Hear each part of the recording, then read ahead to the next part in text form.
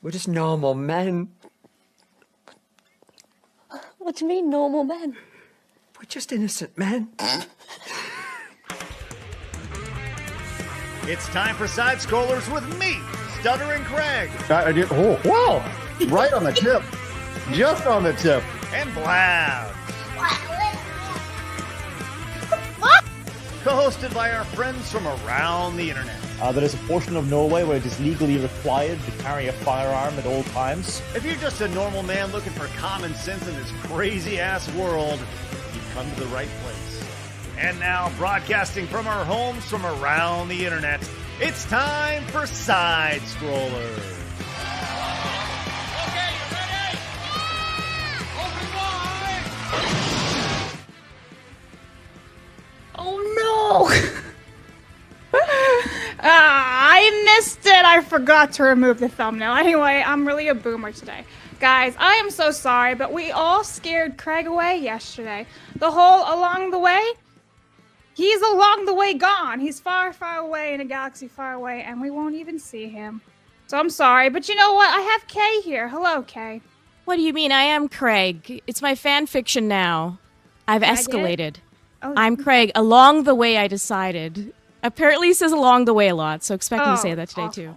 Well, anyway, I feel so bad for Ryan because Ryan here is a super duper professional. He's like, okay, I'm here with Craig and everything, and then Craig ditched, and I'm so sorry, but hello, Ryan. Hi, yeah, the entire intro was a lie. Stuttering Craig saying, "Hey, welcome to Side Scrollers. It's me, Craig." That his little game show host thing. He's lying. He's not here. He's not showing up, and the reason being, apparently, maybe it's because he really didn't want to be on with me. He didn't want to get canceled for something I might say while he's on screen. But the reported reason is because his internet's out or something like that. Yeah, so Craig has a massive outage in his area, and they're like, estimation, less than 8 hours. And he's like blowing a fuse, trying to like figure out how to do this. But then, listen to this. He was on the phone with me before, and he started simping for you, Ryan. And I was like, are you simping? Like, we all know Craig's a big simp for people, but he simps hardcore for Ryan. So he's like, I really want to stream with Ryan. It was Ryan's first time on. I was like, okay. But anyway, so yes, he simps for you. Do you feel the same way back? I tend to try to limit my simping. Usually it doesn't involve men. So I don't know if I would describe it that way. But here's my thing. Craig, you have this big YouTube channel, you run this internet-based company, you don't have a mobile hotspot. Like, come on. You don't have a mobile hotspot just for things like this that only pops, you only need it 3 or 4 times a year, but you really need it those 3 or 4 times a year. I've got a mobile hotspot, like a regular one, and I've got one on my phone. And my phone actually works because it's not an iPhone. Yeah, he has an iPhone. He has an iPhone. So maybe, Craig, this will finally wake you up and realize that Apple products, trash, don't use them. Go get a Samsung, switch over to Android. Just make the switch, okay? I hotspot all the time whenever I'm down from the internet. Works just fine because guess what? I have an Android. And guess what? I live in the middle of nowhere. So like there's like nothing you can do except hotspot sometimes. So Craig really has no excuses. And I'm just the captain now. And I really hate him for making me do this. Yay. Anyway. It's going to be an interesting show. I know. I already apologized to you guys, but I'm going to do it again live. I am very sorry for whatever happens today. And I really hope Ryan doesn't use any gaming words. Thank you. We already have a warning on the channel, okay? Just saying. I don't say anything. If you calm down, is that what's going on? I keep it YouTube acceptable. That's how I'm still on YouTube. My channel's still there. I don't know why. Have you everyone's ever had a so scared of strike? that. I've got a warning before. In terms of like an actual community guidelines strike. No, I've never had anything like that. A copyright strike here or there, especially back in the Last of Us 2 days. Yes. Yeah, the old Last of Us 2 days when Naughty Dog was out there, Sony was out there panicking, desperately trying to hide a bunch of stuff. Even if you didn't show what it was and you were just talking about what it was, they were giving strikes out left, right, and center. That. So my channel was on the brink of elimination. It was about to be nuked, and then they were like, no, it's all right. You can stay. You shit on women. It's fine. Stay now. Yeah, basically. Neil Druckmann and me were pals now, despite the fact that he personally tried to take down my channel. No, actually, Neil Druckmann's a cuck. I fucking can't is a stand that cuck. dude. But his name is almost Cuck inside of it, so. It is. I mean, Neil Cuckman, that is like you have a name that is built to make fun of or to make fun of right there. It's true. Anyway, guys, Ryan's links can be found in the bottom of the description below. Also, Kay has just thrown in his command. You can just do exclamation point Ryan and Kinel, and you can find all of his stuff there, as well as for Kay's and mine. All of our stuff is down below. But I'm just going to jump into it because today is actually a really nice day for gaming history. We have November 14th, we have Sonic the Hedgehog Spinball, releasing back in 1993. We have Mario Kart DS from 2005, which I'll be honest, I don't know anyone who's actually played the DS version. But then we have the ultimate failure and my guilty pleasure, Star Wars Battlefront 2 from 2017. So, What is this blasphemy against Mario Kart? A lot of people played Mario Kart DS. It was great. Really? You could take it on the go. This was like the coolest thing ever. Connect with friends, play around. Oh my god. Addicting. What about you, Ryan? I never played Mario Kart on the DS at all. That was not a thing. I mean, I played Sonic. I didn't own a Genesis, but I had a couple buddies that did. So whenever we'd go over to their house, we'd play some Sonic and stuff like that. Battlefront 2, it is, I guess, I mean, technically it did happen this day in gaming history.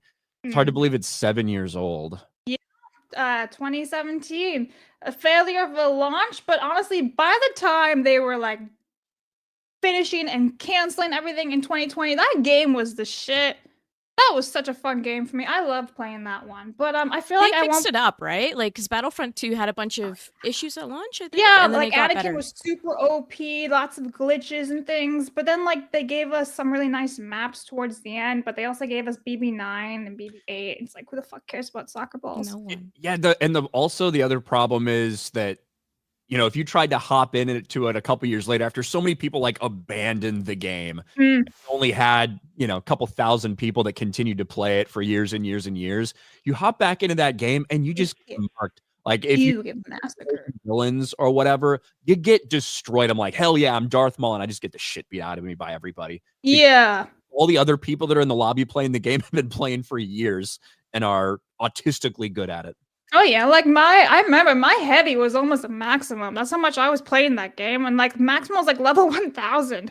Yeah, I really enjoyed that game, but like it's so broken now on PC because I stopped paying for my Xbox Game Pass because, well, I don't use it enough. The Xbox, or not the Xbox Game Pass, the Xbox Gold, whatever it was, that's now no longer existing. And I stopped paying for it because I'm like, I'm just gonna play on PC anyway, and you have to start all over because it's not cross-compatible or cross-platform, I should say. Well, I don't play anymore because it's really broken. People keep hacking it in the EA version for PC, so I said, fuck it. But there's some other noticeable games that I currently missed, according to Craig. So we have Driver 2 releasing in 2000, Wizardry 8, Breath of Fire, Dragon Quarter, SVC Chaos. We have the Mario Kart, which I said, WWE SmackDown versus Raw 2006. I feel like Kay played that's that good game. stuff. Yes, knew I it. love those games so much. Yeah. But Here Comes the Pain is better. Okay. Gothic 3, which I've never heard of. Resistance Fall of the Moon, Sonic the Hedgehog 2006, Super Robot Taizan. Do you like Sonic 2006? No, it's torture. I'm currently through 81% of the campaign, so if you do want to watch me in pain, you can see us play this on the channel.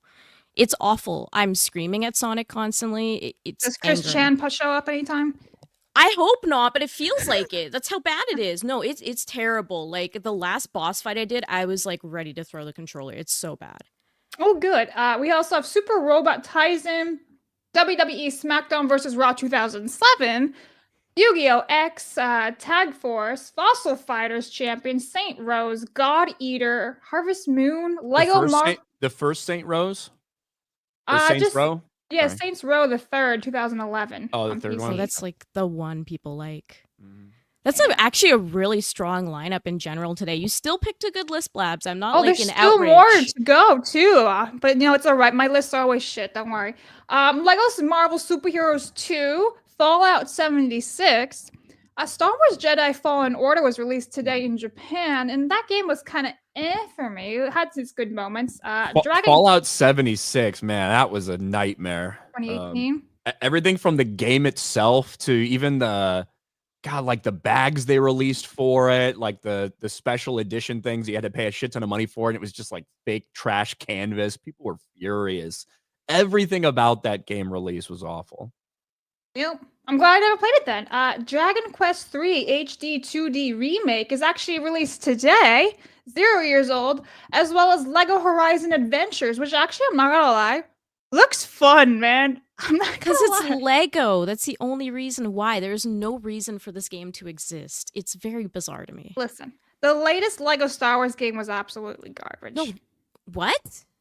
I'm saying it. The one that came out in What? 2022, I didn't even finish it. And I finished all the Lego games that I own. It was a chore to get through episodes 7, 8, and 9. And I was like, ooh. Yeah, but Yeah, you the just problem ignore it. You isn't don't the- have to play it. Yeah. The problem with the new Lego Star Wars games isn't like the games themselves. It's the fact that it involves all of the sequel trilogy stuff. Exactly. Yeah, all these Yeah. characters that you just despise. And but also if you were exploring, I really liked that they had the open world and everything. That was the first time ever, but it was very repetitive. The quests and things that you had to do were super repetitive. That I was like, this is becoming like a bit of a chore. So I liked the Isn't that just prequel Lego? era and the original. No, because back then all the grunts and the yeehaws and stuff and like the vintage nostalgic stuff was super awesome. But this stuff, I was like, no. So yeah. I consider it like the best Lego game, honestly. I just ignore the like sequel stuff. Like, But that did you doesn't get exist to on my 100%? canon. No, I didn't yet, but why would I? Because I'm that's not what I do. 100%. I always go for 100%, which is why I stopped playing the game because it just hurt too much. I just told you guys a few days ago I stopped at like the last 10 minutes of Gears of War It's 1. true. So No, tell Ryan the story because the fact that there's 10 minutes left and then you just rage quit. Go on, do it again. I literally was like at the end of the first Gears of War, which is a great game, by the way, and I just kind of like sidelined it. And it was like, I don't feel like playing this anymore, and I haven't played it since. It's been like a year or two, so I just And have gamer you're right ADHD. away from like just almost finished with it. Like literally, apparently I'm on like the last boss. I've never played through them before, so apparently I was like super close, like within the last like 10 to 30 minutes of the game, and I was like, I'm gonna go play like Mario Party or something. So That's just weird though. You have 10 minutes left. Whatever. And then also today, Rage of Dragons NEO was released today. Now I don't know what that is. This Rage of Dragons. So. Rage of Dragons? Oh, it's an updated version of Rage of Dragons released in 2002 for arcade. So it's like a 2D Never heard of this. game PC. Interesting. Very comprehensive with the gaming history here on this channel, apparently. So Yes, listen. every game that's ever been released on this day, whether it was released overall or just in Japan or an updated pinball machine or whatever the fuck. So Listen, they matter because we talk about all the stupidity. all games matter. Yes, listen, I'm gonna make the slogan. We talk about all the stupidity of modern day gaming, so why not highlight all the ones that came out in the past, both good and bad, you know? So it's also part of my job, so to be completely honest. Vito says RK got before head, forehead, and after head. Oh, thanks, right. Vito. B-Chain for 10 says, as a 5'7" pale AF ginger with glasses and a big beard, I can 100% see myself in Sydney Sweeney. She has a great personality and boobs. Hail Ryan, hail Science Girl. So thanks, B-Chain. I feel like a lot of men can see themselves in Sydney Sweeney. I feel like a lot of men think about seeing themselves in Sydney Sweeney every night. Do you? I can't say. Well, I mean, would I? Yes, I can't Yes, say you sit would. there and dream about Sydney Sweeney, but yeah, she's obviously really hot. And what I think what a lot of people like about Sydney Sweeney is that she doesn't take herself too seriously. She's more than willing to poke fun at herself. She knows she's hot. She's not hiding it. She's flaunting it, and she's not sitting there telling you. Like imposing her morals on you or saying which way you should vote and stuff like that. Yeah, that's true. It's kind of refreshing to actually hear someone relatively young in Hollywood and hear her not screeching about Kamala Harris. 60 Watt says, I simp for Sydney Sweeney. Where is she? Clickbait thumbnail. Listen, we'll talk about her boobs later. She's coming on the second half. You got to stay tuned for hour 2. I feel like a lot of the men in the chat will be doing that in the second half. But anyway. Bonus says, learn Spanish by speaking English 101. Estoy Treestone means I'm kind of sad. Estoy Treestone. Seeing Craig. I'm kind of sad without Craig. Listen, I'm sorry that Craig's not here. We have to let him know that it's sad. When he comes back, it's like, Craig, you made a lot of people sad. Make sure he feels guilty. Yeah. Yeah, they don't come for me. They come for Craig over here. So it's like you're really just shitting the bed here. That's just sad. You have to tell him like it's unacceptable. It Right. is. Like He gives I'm not me white mad. I'm just stress. disappointed. Oh yeah. Well, I'll tell him that later. But like, I'm just disappointed in your behavior this last week. Crazy T for $1.99 says, hi. First of all, hi, Crazy. Thank you for modding. Oh boy, Kay's on the show. Does that mean chaos? Usually. Which, by the way, guys, when Craig goes and ditches us like in a week and a half or so for vacation, Kay's gonna be on the show helping me out with producing. So Kay's the bestest. And look at that. He's already like leaving us before he even goes on vacation. What a shithead. It's Anyway, okay. We're gonna fill the show with chaos, mayhem, random stuff. it's true. It's gonna be good. Jason says Craig is going to miss the big news that the first Descendant is adding jiggle physics. Thank you very much. All right, I see a lot of your super chats, guys, but I'm gonna get into them later because we do have a lot to talk about. So it's everyone's favorite section. It's not flaccid news. It's, if I can actually find it, it's you know, where the fuck? Oh, there it is. Hard news.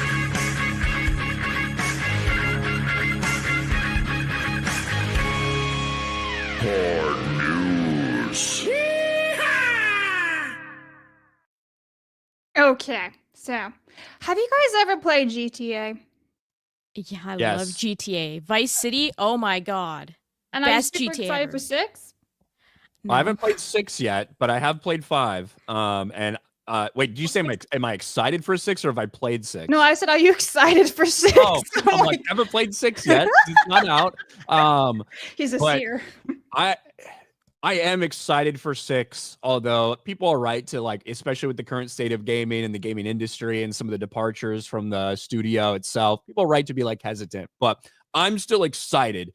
And if we get it and it's shit, then everybody will call it out. But I'm looking forward to it. I can't believe you haven't played 6 yet. What a I know, pathetic right? person. I have played 5 probably 10 times on like 4 different platforms though, because it's been out so damn long. Okay, well, there is some news about GTA 5, and that is the actor tells Kai Cenat why it was so easy for him to play Franklin. And do you know why, guys? It's because apparently he was in a gang himself. He was getting bullet holes in his body and gang banging, all that stuff. He's been through some shit. So way to go, GTA 5, for hiring, you know, someone who's actually Franklin. Did he Yeah. just like confirm that you can gangbang and be qualified for a job in the gaming industry? He did. That's a great point. Depends. What was that? Do you remember that game? That 50 Cent game. I don't know if it was called Die Trying or what, but there was a game where Blood you were in the like Sand? What's that? I think it's Blood in the Sand or something like that. It was like a PS3 50 Cent game, right? Something like that. Yeah. And it was, you could be all the different members of G Unit. And you're just out there killing people and stuff. That's God, amazing. that's from way back in the day. Maybe that's PS2. I don't know. Bulletproof? Maybe. Oh, Maybe chat's saying bulletproof. 50 Cent. But yeah, so basically, as Kay was saying, you too can gangbang and get a job in gaming industry. Yay. So Can there's we- that. Is there like an audio? Can we listen to what he said? I Yeah, wanna listen to sure. him. All right, He's we're just gonna. Franklin. And to me, it just felt like they casted people and they wanted them to play themselves, right? Like Trevor's probably one of the most memorable characters from like any GTA game of all time. And it seems like that's just the way the dude is, just ramped up to 11, you know? All right, so there's actually this one I'm going to share instead. This one should be it. All right, so this is about 50 seconds of a lot of screeching. They pick the right people for the shit, you know what I'm saying? Like my experiences is just like that dude Frank, you know. No just cap. like it, bro. I got bullet holes all in my body, gang banging, all that stuff. That ass! Bro. Man, bullet holes everywhere, dog. Oh, you really living that lifestyle? Bullshit. Oh, Gang banging, doing bullshit, homie. that's GTA real life. That's real shit. For real, homie. Yeah, but you blessed though. We gotta be blessed. Very blessed, bro. I've been through the bullshit. I like how, Both of them. so the idea that it's like, yeah, I was a big piece of shit. I was committing crimes. I was robbing people. I was shooting people. I got shot. Everybody's like, hell yeah, bro. That's sick, dude. Yeah. That's a culture Exactly. problem right there. Holy fuck. Yeah, I don't know why they're proud of that. Arms, the leg, bullet hit the ground, went across the back of my head. I got stitches across here. I've been through some shit, homie. So Damn, it was bro. easy for me to be that character. Like I was in the You just movie to doing you. watch too. You just doing you. Doing me. I didn't have to act like nobody else. I didn't have to change my voice. So they let me. So when you got that call, like how it went down when they got that call to put you in GT? Dog day. Oh my gosh. So yeah, there it is. Fascinating. I like that they're just doing self-inserts then. You've seen You the, get the job. You've seen there's a clip of him and one of the other like recreating one of the very famous kind of opening sequences right outside Franklin's house in the beginning. It's pretty cool. I love GTA 5. It was a really great game. Honestly, it's a game that you feel you can live in. I think that's kind of like, I love Vice City, but it's kind of the peak of gameplay is GTA 5. So that's why I wish GTA 6 would be great. I'm sure the gameplay is going to be fine, but everything else involved with it just didn't look good. All right. People are just worried about everything. With everything that's been going on at these big studios, people are worried about stuff. Rightfully Especially when so, you I think. had some people from Rockstar that have been there for a while, leaving over the past couple years. People worried that things will change. Like we've seen at all these different places. Like people have been talking about with a place like BioWare, which, yeah, it's got the name BioWare. It still has these franchises attached to it, but this is not the same people in the same company that it was 15 or 20 years ago when it was creating some of the best games we knew from that era. Well, I'm gonna pull a Craig. Along the way, guys, yesterday there was this little thing about James Bond. So let's just talk Bond for a second. It says from Screen Time, James Bond producer Barbara Broccoli, which is a hilarious name, has teased who they're looking for in the next James Bond. Male in their 30s, open to a person of color, expectations to film up to a decade's worth of film. Now, obviously, the last one makes sense. Now, Ryan, who would you want to play James Bond, or would you want this franchise to just disappear? So I'm a massive fan of the James Bond franchise.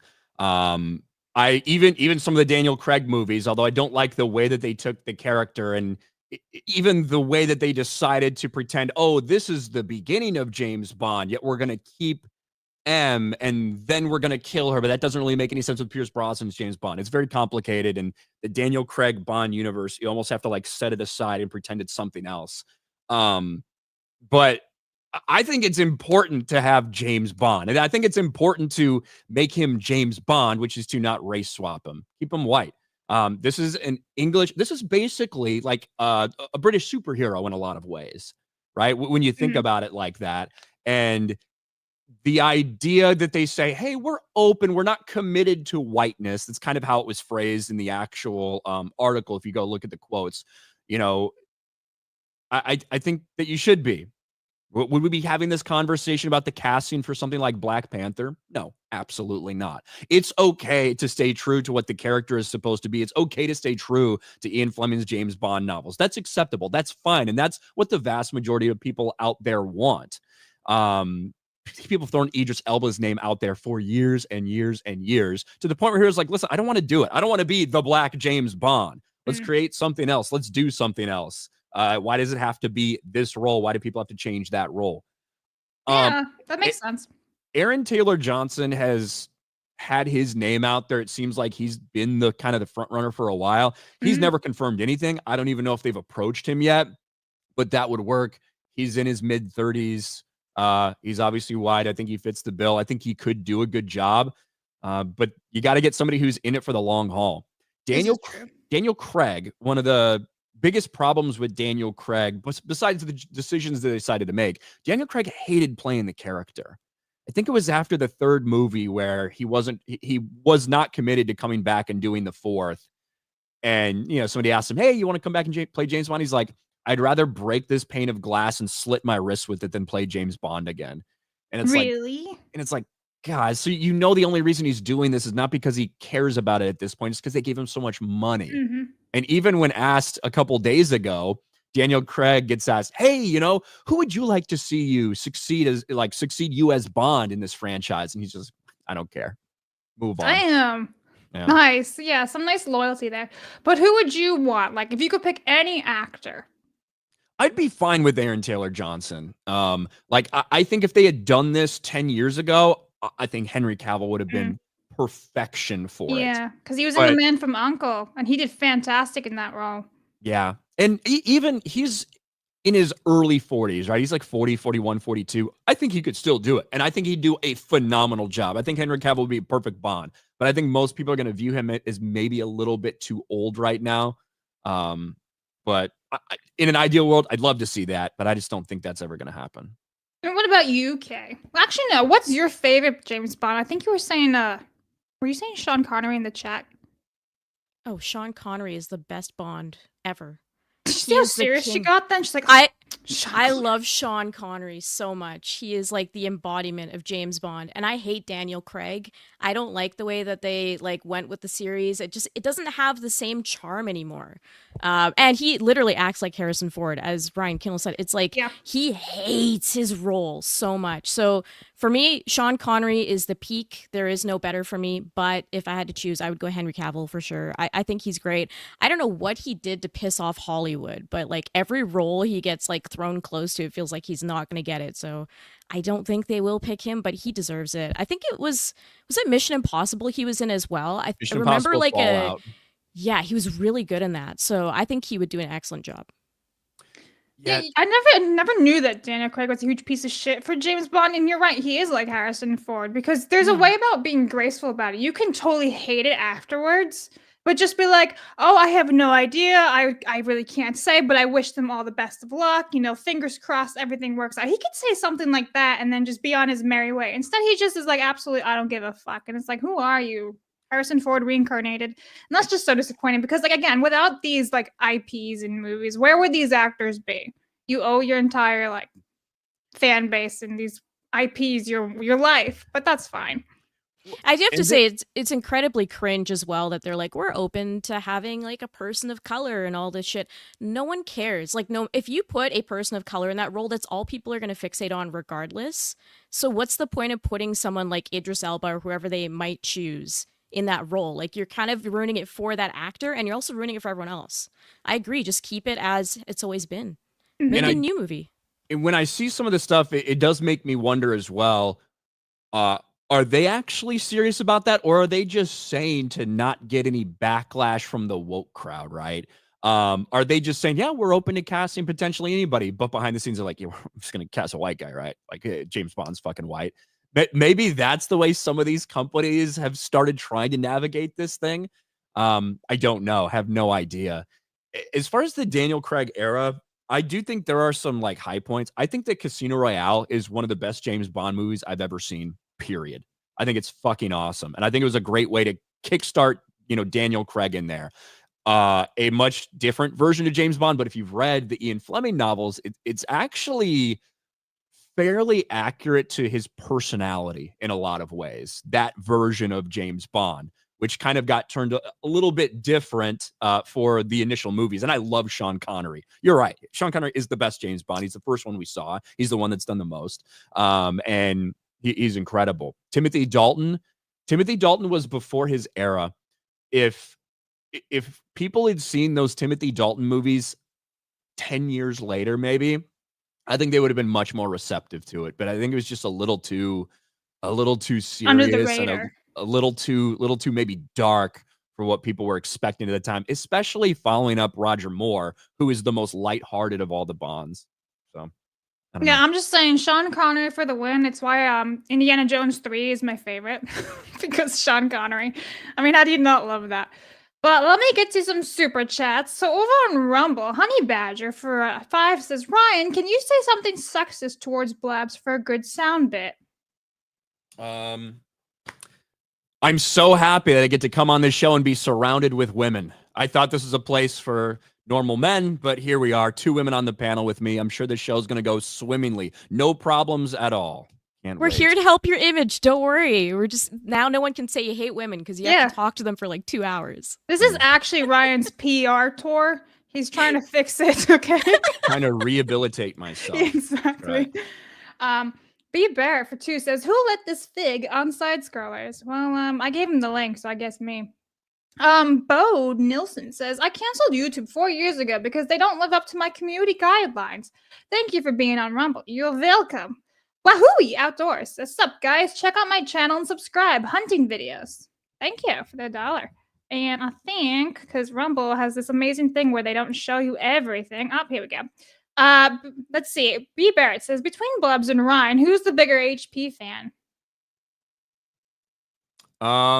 Listen, Blabs probably. I'm gonna say Blabs because look at all the stuff she has back there. I'm not gonna sit there and try to take that from her. Although I love Harry Potter. No, he Blabs- does. We've had like really good conversations. Like we've like deep dives about Grindelwald and Voldemort before, like autistic kids. So Yeah, Fun like who was fact the about us. pitcher and who was the catcher, stuff like that. Yeah. Yeah. I love Harry Potter. I'm re-listening to Goblet of Fire again right now. So, Ooh, that's fun. and I just got past the chapter where they go and see Sirius in the cave and they're talking about Barty Crouch and Sirius is like, well, hold on, Ron. You can tell a lot about people by how they treat the people that are below them. And then Like, Creature. and then literally the next thing, he's just shitting all over a Creature and acting like an asshole. It's like, well, fuck, Sirius. Yeah, Sirius is a bit of a shithead. I'm not gonna lie. But I like Creature. He's a racist. It's nice. D-Day says, Ryan's info can be found at the average truck stop glory hole. Oh, good to know. Thank you. BD Wild says, just want to say howdy to Blabs K and that forehead named Ryan. Why are they so mean to you today? Stay-at-home Hippo for 10 says, afternoon, bro chachos. Hello, Fanfic K and Ryan. Thank you for your service. Nothing sounds sweeter as activist actors leaving the country. Hopefully they learn no one cares for them. Yeah. What is this whole thing about being mean to Ryan today, by the way? What have you done? That's just normal, right? That's the I guess the culture that has been created, I guess, at Geeks and Gamers. Everybody just shits on each other. That's what we do. Okay, me and Jeremy got in this long ass fight on Geeks and Gamers Daily yesterday about Dave Filoni being a piece of shit. But everybody calls each other gay. Everyone calls each other retarded. Everyone makes fun of everything you possibly can. Friday night intro last week, Perry Chan ripped me a new one about my massive forehead. So that's why the foreheads are around. That's why the foreheads are out in force. And but I tried to clear a lot of this up yesterday. I put out a tweet. I said there's been a lot of misinformation going around. I wanted to clear some things up. I don't hate Jeremy Griggs because he's gay.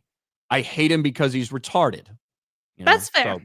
Exactly. So I wanted to make sure you guys understood that as well. Right. So I'm assuming that you were shitting all over Dave Filoni and you were right. Right? Be a fair assumption. That's what I thought. Okay. All right. So since we were talking about some streamers before meeting Franklin, or the voice actor Franklin, I should say, have you guys been following what's going on with this guy named Johnny Somali? Or as I'd like to accidentally call him, Johnny Salami? I've seen people talking about it. I know he's just one of this like generation of streamers like, hey, let's just be retards and assholes to everybody in public and it'll be so funny. Apparently he was in Korea. He did some shit that was against the law and he got arrested and he's since tried to apologize. That's about the limit of my understanding about what happened. I fucking hate all of these people. The vast majority of these people, these streamers that do shit like that, I despise them. I hope he gets the death penalty, quite honestly. Ooh, well, I'm just gonna let this play on mute. You can just see what a bit of a dumbass he is. But yeah, so basically what has happened was that this guy, Johnny Salami, whatever his name is, could be facing 10 years in prison because of his behavior in certain Asian countries. So specifically in South Korea, because he was causing mayhem. And this is one of the examples of this. Now, I was actually just in Japan. I know it's not South Korea, but they have very similar cultures where you're supposed to be respectful of other people. And this guy is just a piece of shit. And I don't understand what it is about people not wanting to respect other cultures when they go and visit. It's like you're visiting a foreign country. Be nice. Behave. It's not that hard. And yeah, so this is a piece of shit. And I'm totally for him being arrested and facing prison time because he just keeps getting away with it. He's just creating an argument for better immigration laws. I understand why Japan is so strict on bringing people in. They don't want this in their country. This is crazy. Yeah. Now, chat's saying something about 29. 29 what? Did I say 29 years? No, it says 10 years according to this that he could be facing. But either way, listen. Either way, he's going to be facing multiple years in prison. That's fine by me. Yeah, it's like, the thing is, it's just so cringe and performative and stupid. Yeah. Listen, I say a lot. I'm pretty disrespectful to some people in general. I just in a joking manner out in public, whatever. Things I'll say on here, I'll certainly say like in person or at Target or whatever. But when you're like trying to create this content that is intentionally, oh, look at how provocative I am by being like the biggest pile of shit imaginable and see how far you can go until you get arrested or kicked out or whatever. I have no sympathy for him. I hope he rots and dies in jail. Wow. Rotting too in jail anyway. Okay. Well, Yeah. Well, sorry, dies then rots, not rots then dies. because I'm like, that's a bit aggressive. Yeah, it doesn't make any sense. All right. So speaking about like Kick, because this guy Johnny was a former Kick streamer, but then he got kicked off, and I see a lot of like articles trying to mislead, saying, Kick streamer Johnny, but he's no longer on Kick. So just prefacing that. Kick's co-founder has now said the platform will either beat Twitch or buy them out. Now, Ryan, have you ever streamed on Kick?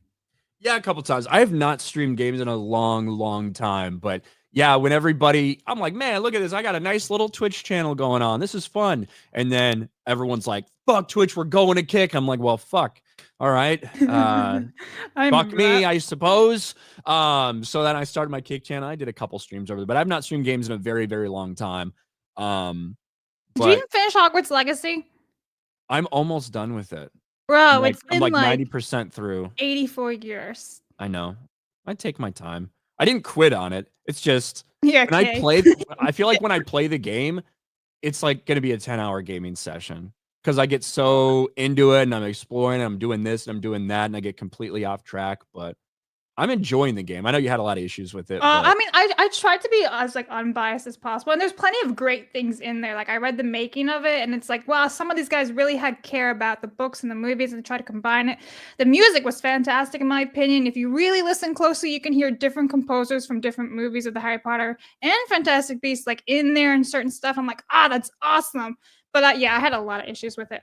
But going back to Kick. Now, this is a statement from like the co-founder of Kick, and he says, "We aren't doing big signings right now. Our priority is our tech. Don't write off Kick though. We are at a record usage and hungrier than ever, but our focus has shifted to long term. The goal is still the same. We will either beat Twitch or buy them out." Now, the question is here, and I'll go with Ryan first.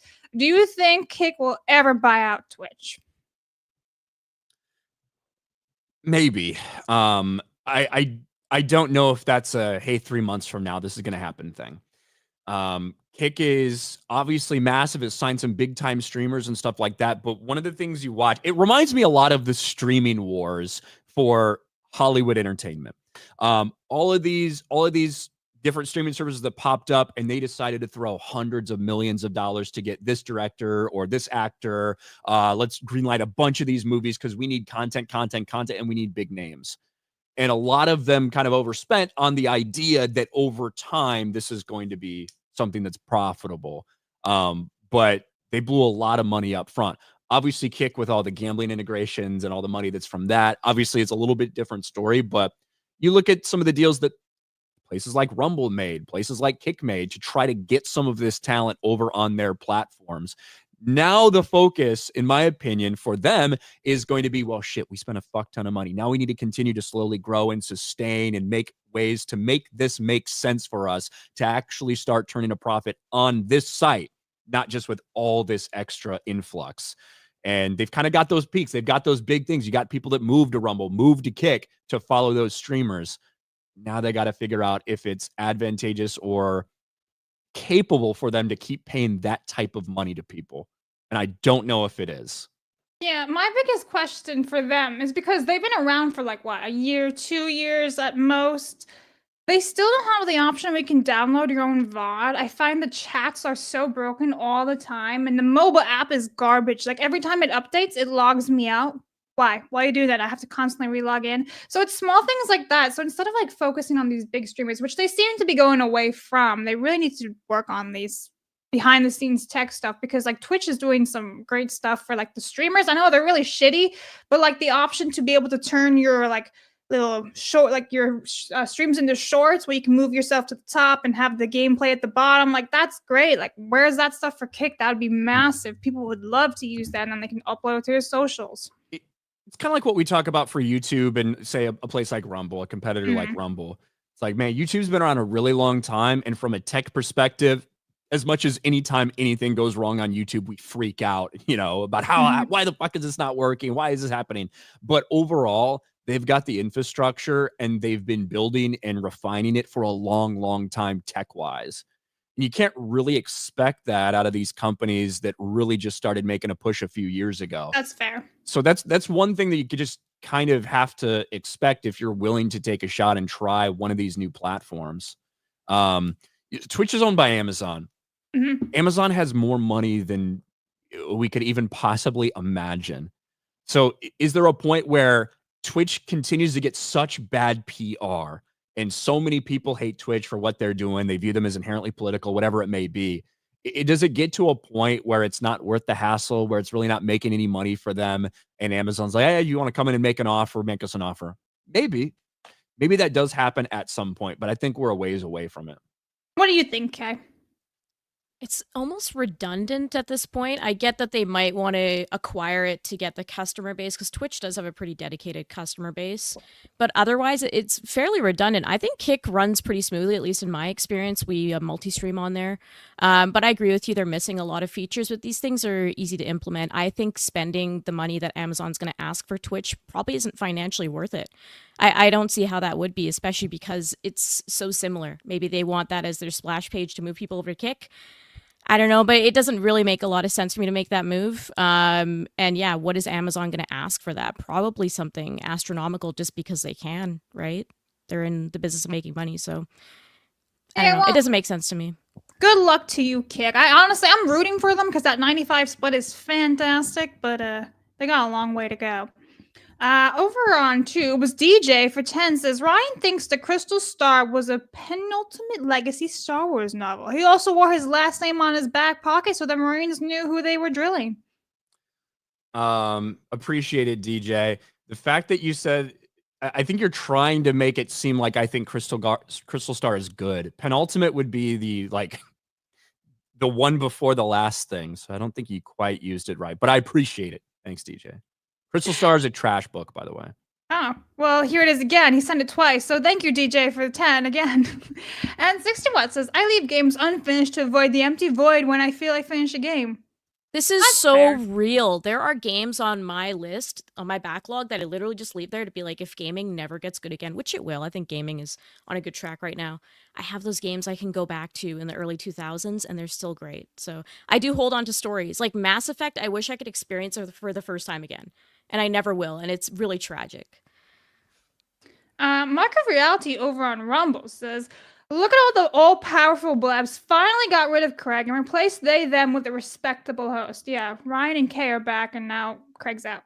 No more along the way, and wow, that's the craziest thing I ever heard, and gee whiz, or whatever the hell he says. Mark of Reality. Does he say that? He says, wow, that's the craziest thing I ever heard. He says stuff like that. Maybe the gee whiz is a bit over the top. I feel like he's probably said it once, but yeah. Was he Leave It to Beaver? He's kind of old, yeah. He's an old dude. Mark of Reality for 10 says, Johnny Somali is an embarrassment to America. Fuck him, metaphorically speaking, because ew. Over on Jack Schaefer, or what's that kid's name? Jack Doherty? That dude?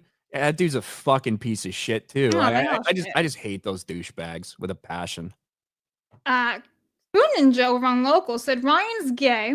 And then followed up saying, Ryan loves Stargrift. The mix is perfect. Okay. Josh says, you read every game per day. What do next year? Good point. Read them again. This came out 1 year ago. Yeah. That's basically it. We do a repeat. Benjamin says, death is so sad. Death is so sad. Death is so... Thank you, Benjamin. Miner says, what's pineappling, Ryan? Nothing. Pineapples for women and gays. Excuse me. At Don't least lump on, me at with least pineapple on pizza. Don't do that. No, pepperoni. You don't need pineapple on there. I agree. Come on. Screw the pineapple. I love pina coladas and all that stuff, but pineapple on pizza, I draw the line. No. Exactly. So this is the anti-pineapple on pizza crib. Well, there is a point where if you drink enough, I'll drink anything that has alcohol in it, So, yeah, pretty much. D-Day Cod says, they don't come for me, they come for Craig. Clip it. Wow. Norm says, I'm a time traveler. I have just played GTA 6. It's beep. The part with beep is beep. Thanks, Norm. All right, let's move on to some Embracer talk. Now, are you guys fans of the Lord of the Rings?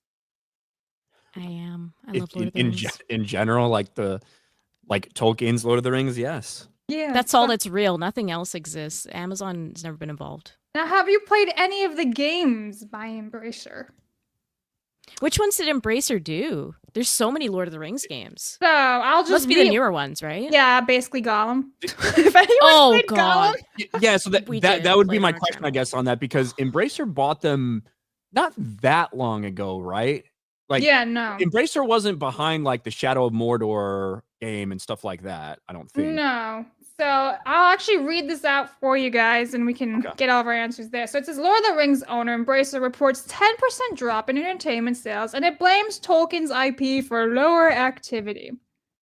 So they've resorted into a drop net of sales of 21% across the gaming group to SEK 8.6 billion or 782 million, with net sales of entertainment and services also dropping by 10%. But what they have is basically Gollum, and there was another one. It says Embracer snapped up the Tolkien IP in 2022, so that's your answer. So it's 2 years for 395 million. And the only thing that they have done is this right here. By far, the biggest drop across Embracer's stable was in its PC and console games division, which saw net sales decrease by 46%. Mobile game sales also dropped by 8%, and tabletop games by 6%. Their results were attributed to release date delays, an increase in production costs, as well as a tough comparison from the releases of Remnant 2 and Payday 3. But they also did Gollum, and like also all their mobile games, from what I'm understanding, are like scams. Well, yeah, I mean, that's pretty redundant. Mobile games scam. Yeah, I mean, like if they're like the free-to-play ones, then like I mean, you don't really have to pay, really. I've never played, and I usually uninstalled because it was never fun. But so yeah, well, that's how it works, right? It is crazy the amount of attention and care and dedication that goes into the research behind the psyche in getting people addicted to mobile games, because that's what it's all about. It's like they have all of this stuff that they sit the people through. They're like, okay, we have to have these like daily rewards, right? To encourage people to sign in daily to get these rewards, because then you get them in the game. You give people all these things right up front to make it seem like you get full access to the game, and then slowly you close it down and kind of force them into, if you want to keep playing and having fun like you were, you have to pay, you have to buy. Incentivize all these things, the different deals you'll have, the different events that will take place where, hey, you only have a limited amount of time and you miss out on this event. It's a lot. They like look into the human brain and they're like, hey, how do we take advantage of this possible addictive center of your brain to get you hooked on our game and spending money? I wish they took that time and energy and dedication and research into finding, what people actually want to play, to make games entertaining, as opposed to just focusing so much on how do we wring them out of money. And if you remember, for Gollum, it was absolutely god awful, where they sent an apology letter out. And it was basically written by Chat AI, wasn't it? Like ChatGPT that was or something? the most generic apology or whatever it was I've ever seen. Lord of the It was Rings so bad. Gollum. Somehow the apology was worse than the game. I didn't even think it was possible. It was so bad. So the fact that they're blaming like the IP when it's their own fault for producing such shitty stuff, it's like, accountability where? That's the thing that pisses me off. You're going to blame the IP. Oh no, it's the IP that's wrong. It's not us messing with the IP and making like really bad games out of them. Like, come on. And Moria was the other one as well with them. And they made that Epic exclusive, I'm pretty sure, which is already a red flag for a lot of gamers. When you put it on Epic for a year, no one's buying that. I thought it was on Steam. It is now, but I think the game came out like last year or something. I remember them talking exclusive on Epic, about you mean?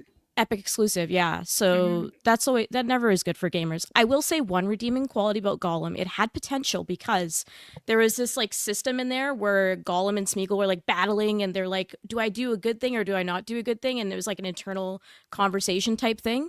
Oh, so it's about mental health. That's nice.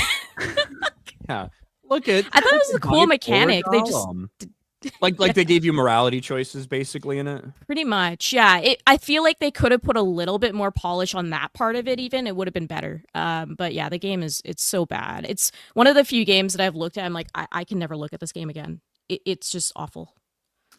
Oh, all right. I think there was a super chat in regards to Lord of the Rings. Oh, but I'll read this one though from Shane. Gee whiz, which is great along the way. It's true. Those are Craig's pickup lines. Okay, D-Day Cobb says, I can envision RK and Blabs having a treehouse slumber party reading HP under a quilt, using a flashlight. Just two girls having fun. Okay, thanks D-Day for being a weirdo. That would make a lot more sense than the opening scene for Prisoner of Azkaban. Yes! Where where literally Harry is getting in trouble for using magic. Like that's like the entire point of the first 20 minutes of the movie and of the book. Yet we see him using magic right there. Like it makes no fucking sense. Dude, and then like in the previous movie, because if you didn't read the books, maybe you just watch movies, he literally gets in trouble because everyone thinks it was him doing the magic when it was Dobby the house elf. It's fine. It's fine.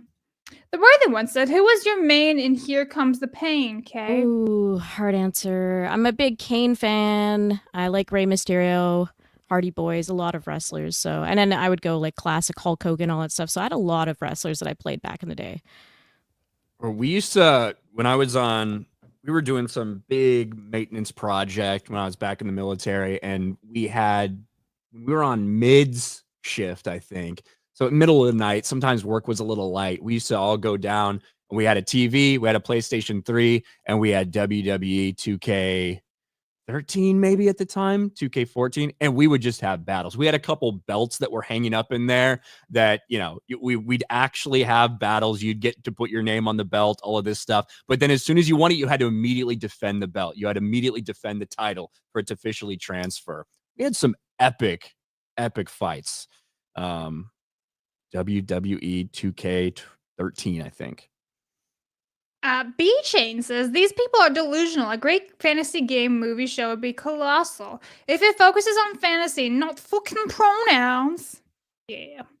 No, this one's from Taker. It says, Blabs, look up Fable protagonist. She's truly the best example of ugly female protagonist in games. Brian, did you watch Mauler's Star Wars Outlaws supercut? No, I have not seen that yet. I've caught a little bit of him playing it here and there in different clips, but I have not seen the supercut. Kyle Denson says, AOC removes pronouns from her Twitter expires, culture shifting. Who the fuck cares about AOC in the first place? She's becoming a mother, so she's... Is she pregnant? Somebody did that to her? Anyway. I would do that to her. What are you talking about? Dude, she looks like a mule. She looks like she's pregnant, potentially. And I think the reason that she hasn't announced it, one of two reasons. One, because obviously like abortion was such a huge like thing for this entire election cycle. That's probably one of the reasons. Or two, it's not her boyfriend's or husband or whoever that piece of shit is. He was watching while it happened. So that might be another reason. I don't know. Yeah, the cuck chair in the corner.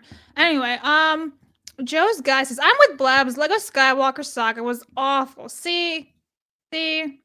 Just no saying. way. That game was so cool. I don't know. Like I said, just ignore the modern Disney trash. The rest is great. The comedy was good because they were able to make fun of the first 6 films. They didn't feel as uncomfortable by it. But as soon as you get to that sequel stuff, they try. It's like they gave up. They gave up on that big. So it's like it was a chore to get through that. And I quit. I was shocked to see like slavery jokes and stuff, and I'm like, wow, okay. I'm surprised this is coming out of a Disney game, but hey, I like it. All right, so let's just go back to the whole Microsoft along the way. Microsoft confirms plans to release an Xbox handheld, but it's years away. And I'm sorry, but this is fucking retarded. Because you literally have everyone and their mother making handhelds from like Steam to PlayStation. And you're saying, oh, we want to do that too, but this is years away. It's like, well, why would anyone want to buy your shit when all the other stuff's already out? And how much money is this going to cost, you know? Well, by the time this comes out, like there will be so many companies that have made this technology. There already is tons, right? So I don't think they're going to have a very good iteration of it. Like the Steam Deck is already fine. We don't need anything else. Yeah, it's so strange because Microsoft already has a problem with getting people to play their games on their hardware. Mm. Like that is already a problem for them. So the idea of coming out with another handheld where there is a better option with probably more options for games out there with the Steam Deck, I don't know. It seems a little bit behind the curve to be announcing that now. Hey, you know what? You know, this thing's that's been a big success for the past couple of years. In a couple of years, we're gonna have one too. And even though no one's buying Xboxes, we promise people will buy this. Yeah, I And feel they like no exclusives anymore either. So that's it's what like I'm trying to say. just go on Steam. I feel like if they do this handheld, they're somehow going to have to make like exclusive games just for the handheld Xbox. But I don't even know how they'd be able to do that. But there was like this massive interview with Phil Spencer with Bloomberg, but because Bloomberg is behind a paywall, we have to go through a million different articles to go and find out what he said. You got to use that archive. But I think that in there, he also talked about the idea of essentially anything potentially is up to come to PlayStation at some point in time. Even Halo was brought up. Mhm. And the idea that there could be a time where we see Halo on a PlayStation, it's kind of crazy to think about. But it's where they are. It makes them the ultimate cuck. Imagine watching your mascot in the early 2000s going on your competitor's console. After all the aggression we had during like the original Xbox and 360 era and that like underdog feeling, and then you're gonna put your like main IP on another console. Nah, it pisses me off. Yeah, no. It's kind such of a weak copy-paste. it's such a weak IP at this point. They might as well Yeah. just throw it over there. That's true. So there is more news from this whole conversation, and the next article is from game developer, and let me just zoom in because he's a tiny one. There we go. Xbox head Phil Spencer still wants to work with mobile and Chinese devs. With no imminent acquisitions planned, Spencer hopes to find new partners in areas vital to growing Xbox's platform. So at this point, I feel like they're like grasping for straws, and they're trying to like reach out to anything they can get their hands on and try to succeed somewhere. And I feel like they're spreading themselves too thin here. This is all really bizarre because Microsoft doesn't really care about their gaming division that much. Yeah, that's what I was going to bring up. And it can feel like, oh, they're getting desperate. Just Microsoft is a massive fucking company that has more money than we could possibly imagine. Very similar to Amazon. So, you know, ultimately they're trying to make it work, and they're obviously trying to make the most money they possibly can from their gaming division, just like any other, you know, part of their company. But that is a massive, massive company and will remain that way for a long time, regardless of whether Xbox officially fails at some point or not. Well, they have Game Pass to really help them, right? They thought Game Pass would help them. I don't know. It's tough to know exactly how it's worked for them on Game Pass. Did a lot of people sign up? Is it a great value? Yeah. Does it bring in enough money? I don't know. I don't know if it's sustainable over the long run.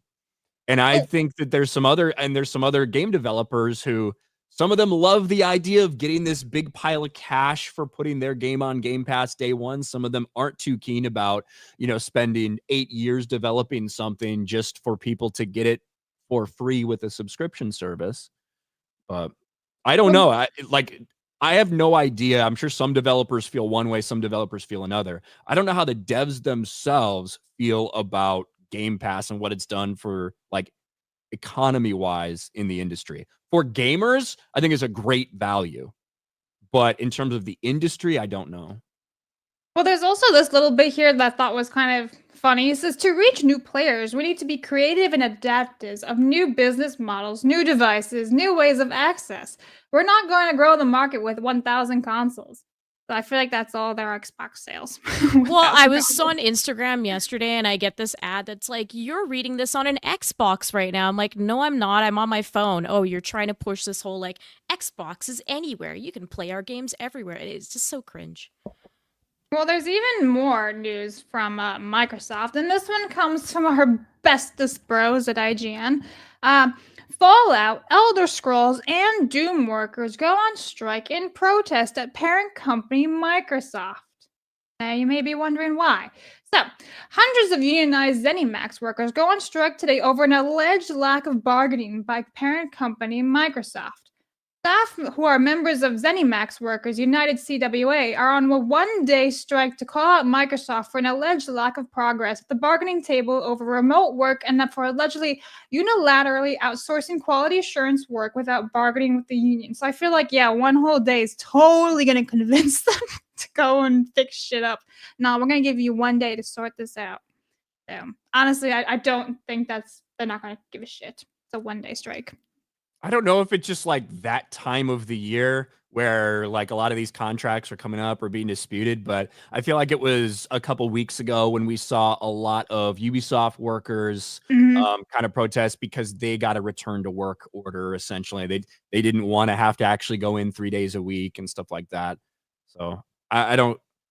Can you pull that back up? Can we see some of the details about that specific? There's representing over 300 quality assurance workers in Maryland and Texas. Today's strike takes place at 4 ZeniMax locations across Maryland and Texas, with workers set to return to their desks tomorrow, November 14th. So to me, this sounds like they don't want to like work at the buildings anymore. They want to work at home. I think part of it too, though, is especially in the gaming industry, a lot of work is outsourced. So like they were mentioning QA and stuff like that. There's not a lot of job security in the gaming market. Once the game comes out, they usually don't have a lot for you to do unless there's like DLC coming out or they're working on the next game. So I feel like this is partially a job security thing, and it's going to be really interesting how the implication works with like bigger studios like EA and stuff, like just across the industry, where they rely on this temporary work. They'll bring you in for like 3 to 6 months and then they'll get rid of you. And then so a lot of workers in the gaming industry, especially in like the like entry level, they're used to just being in and out of the industry and working on multiple projects. I think they're looking for stability with how big this industry is now. But protesting for a day, unfortunately, it doesn't do much. All it's going to do is encourage those companies to find contingencies to replace humans because they don't want to deal with the money that they're losing from people stepping off the job. You know what I mean? It just doesn't make sense to do. Yeah, well, I think unions are cringe and gay to begin with. But I don't know if that's the best way to protest. Hey, we don't like the fact that you're outsourcing our jobs to other places, so we're not going to come in and do our job. How about that? It makes it pretty fucking easy to make the decision to continue to outsource, in my mind. Yeah, somebody in the chat said it the best. One day is a hissy fit. It's not a strike, because you're just going... It's like you're taking a sick day. Nobody cares. Now, before we get to more super chats and, you know, the meat and the potatoes, as Craig says, before we get to Hollywood, there is one more thing I want to talk about in the gaming world. And I gotta be honest, this title made me really scratch my head because it sounds so stupid. Ubisoft finds new chief people officer and health and food exec Sebastian Freudefond. Doesn't that sound like he's some health and food safety dude? Isn't that the dumbest title ever? What does this person do? Yeah. Exactly. So we pronounce actually his name? I'm gonna say it's Sebastian Freudefond because he's like French. Freudefond. Sebastian Freudefond. Well, because the first bit of it, that's cold. It's the foie. So I don't fucking know. Freudefond. Listen, his name's Seb. All right. It says Ubisoft has found a new chief people officer, which I keep trying to say chief. What does that even mean? Exactly. Chief people officer. It's HR bullshit, you know? It's these roles that they create just to make people feel busy and important and like they're doing good things for the world. Yeah, this is just HR word salad. So it says, following the departure of previous CPO Annika Grant for a brief 2-year stint, on November 20th, seasoned HR executive Seb will take over the role. With over 30 years of experience, his duties will include handling the studio's talent and leadership development and global recruiting, along with ensuring that HR contributes significantly to the company's overall strategic objectives. It sounds like this guy is going to be like pretty damn powerful, even if he's HR, but whatever. As CPO says, Freudefond will be part of Ubisoft's executive committee and report directly to Cecily Rousseau, I think, the EVP who runs its communications, HR, and legal departments. But I don't... Cecile. What? I think it's Cecile. Cecile? Cecile? Listen, it's a word, Cece, okay? We're giving them all nicknames now. Look, this is like word salad to say we're hiring someone who's not going to impact the games and make them better at all. Like, stop hiring all these other people around the games and actually like find people to work on the games that make them good. Like, we need more polish in our Ubisoft games. We don't need all this. Well, I still don't understand how that title fits in with this. It sounds like he's a health and safety executive. Like, is he handling food? Well, it sounds like that's what that's the industry that he's coming from, is like health and safety and food. Yeah, exactly. Yeah, and now he probably did a similar thing in terms of some sort of HR role in that. Now he's coming over to Ubisoft. Yeah, well, best of luck, Ubisoft, because you guys aren't doing all that great, and I don't think this is not the play. This just sounds like chat saying DEI word salad. This is like, oh, I'm in charge of hiring across the globe. Blah. All right, whatever. So yeah, At least it's a man, you know. So yeah, shout out Seb for having a dick. Woo. All right, let me get some Rumbles and Supers. Let me just check Rumble. I really wish Rumble would like have all their things together. Mark of Reality for $1 says, Jeepers, gang, I almost forgot to say thank you for putting Sydney Sweeney in the low-cut top and thumbnail. You're welcome. Does she wear any other tops? I don't believe so. You know she actually does. I was Google imaging, trying to find big titty Sydney Sweeney, and there was some where she was, you know. She actually runs like she has some, I don't know if it's a channel or an Instagram or whatever, where she does this stuff restoring old cars. Yeah. Just in, like, a t-shirt and overalls and stuff. That's awesome. Restoring old cars, dying thing. If you guys in the chat need some new wank material, I suppose. So. Shout out for Ryan for providing the wank material. Thanks, everyone. Nathan says, when you consider the past 4 years of government and all the tales of the Wilf West, I can see why people get on board with an outlaw. Thank you, Nathan. Alternate Universe Lethal Lightning says, Oi, Chica Blabs, how you doing, Con? When you get on COD 6, you smelly dog, or are you scared gonna get carried by the throat goat cream native? Well, I actually did re-download Call of Duty last night, and I will play the new Warzone in like a couple days. Why did that start off as a horrific Australian accent and turn into like a Southern thing? New York gangster or something? I don't know. I failed. Right. From Grego with Love. The movie's opening titles say the actor is playing Ian Fleming's James Bond, who is specifically white. Aidan Turner would be my pick for Bond. And yeah, you are right. Ian Fleming. So. Benjathan says, Adrian Lester is a really suave black man. He was great in Hustle as Michael Stone, by the way. I don't know why people want Idris. He phones in half his roles. I actually don't think Idris is that great of an actor. I'm going to be honest. I think his name Idris? Idris, listen. I respect black people, all right? I'm making sure you pronounce his name right. Well, okay. Matthew says, if I could be honest with you, you know how Daniel Craig acts and how Harrison Ford acts? I probably would be the same way. I would get too tired of people coming up to me saying, who shot first? Listen, without these roles, these people wouldn't even have people coming up to them in the first place and have all these millions of dollars. Harrison Ford probably would, but not Daniel Craig. It's funny because that cowboy hat Simpsons avatar reminded me that Harrison Ford and Daniel Craig did a cowboy movie together. Did they? That's ironic. Cowboys versus Aliens. And it was really weird. It was really weird. Yeah, some people hated it. I kind of enjoyed it, even though it was kind of a fucking trash movie.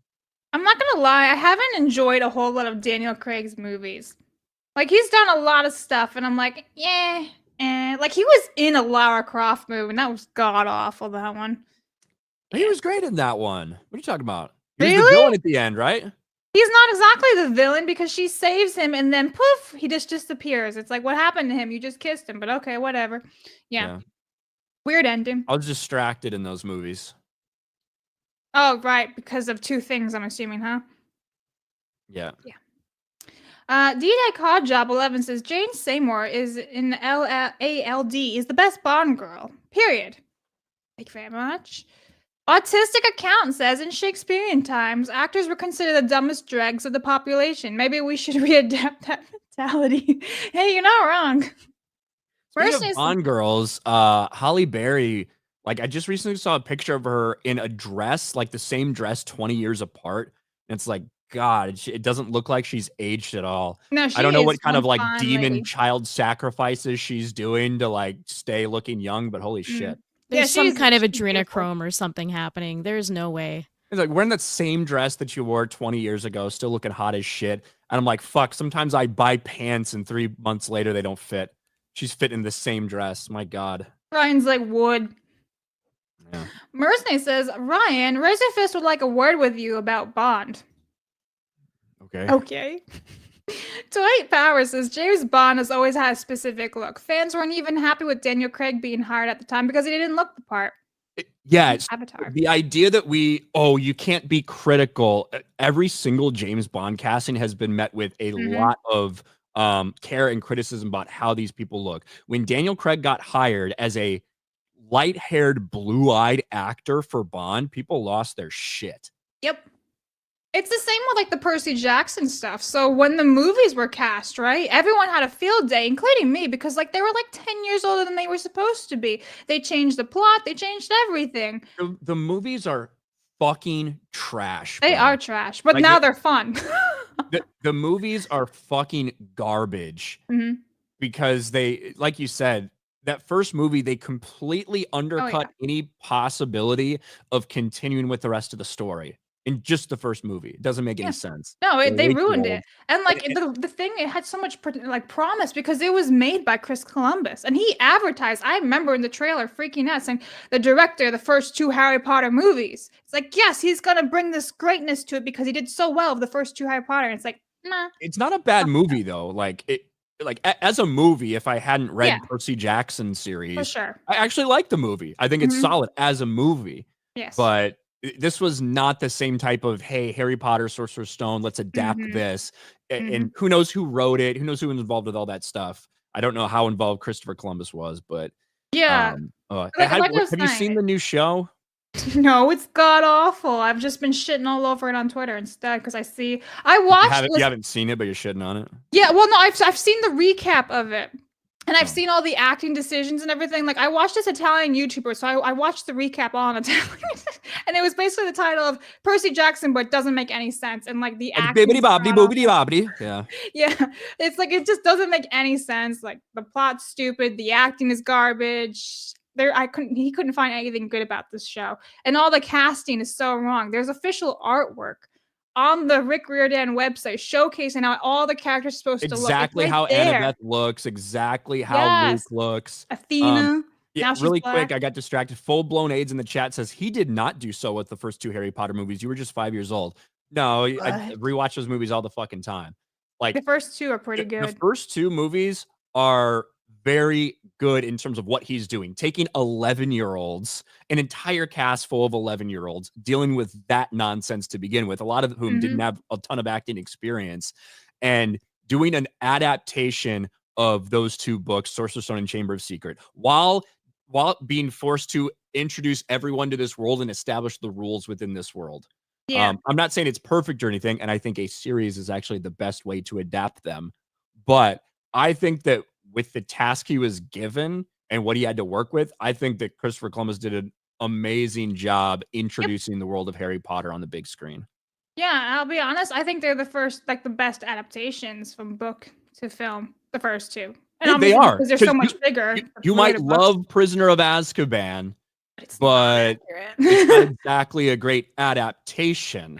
No. Goblet of Fire is the most sinful. Well, it's one of the most sinful movies they created. It's fucking awful in terms of an adaptation. Order of the Phoenix, considering it's the shortest movie that's adapting the longest book, it's pretty decent. I don't hate it. Fucking 6, Half-Blood Prince is an awful adaptation. It's the worst one. Terrible adaptation. The worst. And so, yeah, I actually think when you look back at it, he may have done the best job actually adapting the books. Yep, that's what I've always been saying. And I mean, maybe I feel super nostalgic too because they're the first ones, but yeah, no, I think they're the best. But anyway, enough of the Harry Potter because Ryan and I could actually be here all day. We've done big streams before. Let's talk about big titties, and that is Sydney Sweeney. Because she says, Hollywood says it's about women empowering other women, but all of it is fake and none of it is happening.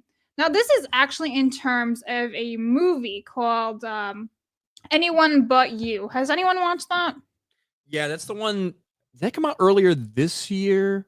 I think it might have been last year. That's the R-rated rom-com with her and Glenn Powell. Yes. I don't remember if it was early this year or late last year when it got released, but yeah, that's the one that did really well, considering its budget and everything. And I think she may have had a producing role in that as well. Yeah, I have not seen it. I did see the trailers for it, and I was always intrigued, but I never watched it.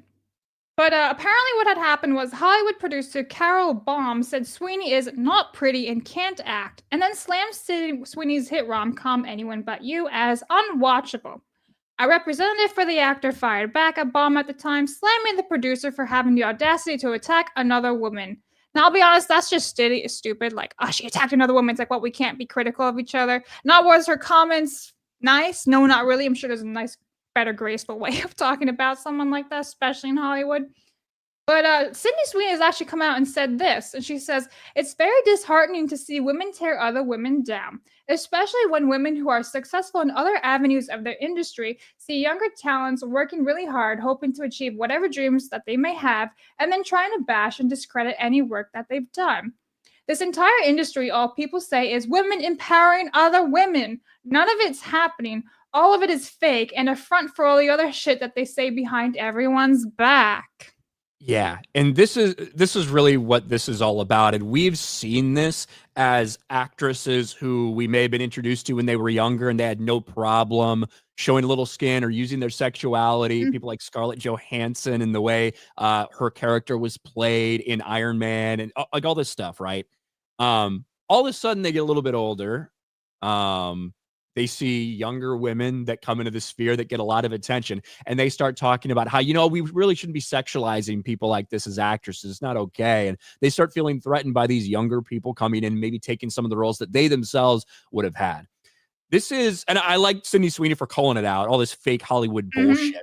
But the truth is, this specific thing is not necessarily a Hollywood thing. It's a woman thing. Okay, yep. This is how women act in the office, on YouTube, in real life, in Hollywood. This is a fucking women thing. They're all like, "Oh my gosh, it's so great to see you. Oh my god, I can't believe it's the first time we've seen each other in forever." And it's like, that fucking bitch. You see the look she gave me? I can't believe it. You hear what she did with this person? That is a female thing. Yep. So just want to put it out there. No, you are 100% correct. And like a lot of, let's be real, a lot of YouTubers and celebrities, they all fucking do it. They all hate each other. So chat, don't believe everything you see on the internet. But I actually wanted to point this out that years ago, do you guys remember the Time's Up movement? The whole Me Too? The time ran out pretty quick, didn't it? It did. So that was all about women who have said enough is enough. And that was straight up their slogan. And there was tons of women involved, like 71 members of them, including Eva Longoria, who, remember that name because we're going to talk about it later. And she was in this. And these women basically were like threatened and like intimidated other women, especially like Cuomo's victims, for that sex assault thing that happened a couple years ago. And then this movement, because everyone found out that, these women were actually intimidating other women, victims or would-be victims or alleged victims. And this entire movement was dissolved. So it's nothing new here that Hollywood actually straight up hates each other and all the women just hate each other because they will do anything they can to just be at the top of the food chain. So, well, and what Ryan brought up is interesting too, because there's that extra layer of Hollywood. Now, for women, when you're younger, that's when you succeed in Hollywood usually. And it's kind of in reverse for men, right? Like as men age, then they start to like get into their roles. So a lot of these older women, they are definitely jealous once they hit the wall and they see a younger celebrity, they get angry. But this entire situation is just so feminine. It's like, I'm upset that she's insulting women because women all have to be together. And I think that stuff is cringe too. But then there is this layer of women are jealous and just bitter. And yeah, it's like how with women, we'll say things behind each other's back. And then men, you see them, they insult each other to their face. And that's what I love about men. And that's why I hang out with a lot of guys. It's because they're direct. Yep. If you have an issue with me, you're going to tell me and we're going to hash it out and that's it. And then we forget about it. We're laughing. And if we're insulting each other face to face, it's usually a joke. With women, it's like, oh my God, you're so hot. You're so pretty. You're the best. And then like behind, exactly like you guys said, oh, what a bitch. Oh my God, I hate her. Like, how dare she wear those shoes? It drives me insane. This is women everywhere. This just happens. This is the nature of women. Yep. So It is what it is. I'm not shocked. I don't know why this is breaking news. Breaking news, women are catty bitches. Yeah, it's true. But it is nice to hear some youngsters say, no, this whole empowering You know how old movement- she is? She's like 30, isn't Sydney? Well, she's 27, yeah. It's Oh like- shit, she's 1 year younger than me, damn. Yeah, you're like, it's nice to hear some youngsters say this. She's 1 year younger than She's me. 14. Gee whiz. Dude, I thought she was like 30, man. Anyway, whatever. Well, it is nice to hear the younger generation saying that because, like, what? We have Zendaya, who doesn't say a peep about anyone, everyone loves her, and blah, blah, blah. But it's like, I'm I sure don't- she's been stabbed no, in no, the no. back a million times. I hate her. I for don't the like record. Zendaya. No, I think There's a she's lot shit. of people who don't. Well, I'm saying she's like one of the most popular actresses right now, right? She's like the it girl. Her, Florence, and Sydney, I'd say. I don't love her or hate her as an actress, but I don't know if she I'm like trying to think. I don't know if she really gets too like involved in drama or like all these big virtue signals or anything. Not that I can really remember. She kind of just I does know her she's a thing. lefty for sure. But yeah, Probably, I and don't like think I've seen anything either. and no. like yeah, probably she's young. The vast majority of people in Hollywood probably are, but you don't. I haven't at least seen too much stuff out there about her saying stuff like that. You know what I mean? Which Mhm. I think that should be your job. That's your job as an actress is to Mhm. act, and all the other stuff. Who cares? Yeah, that's true. But I'm just trying to say, like, it's nice to actually see someone come out and say, no, this is all bullshit. Because also, you remember years ago, how Natalie Portman went to some type of huge event, I forget, the Oscars or whatever, and she had all the names of female directors who were snubbed and didn't get best director or whatever it was. And she's like, this is like for like all the women and she couldn't even speak, and it was like, so you're a fake, you were part of the Time's Up movement also, and everyone just quietly dissolved this. Like Emma Watson was part of the Time's Up movement. People don't remember that. This was all dissolved, all hushed. It's like, so you intimidated other women. And like that to me is just amazing. This is what Hollywood is, just intimidation.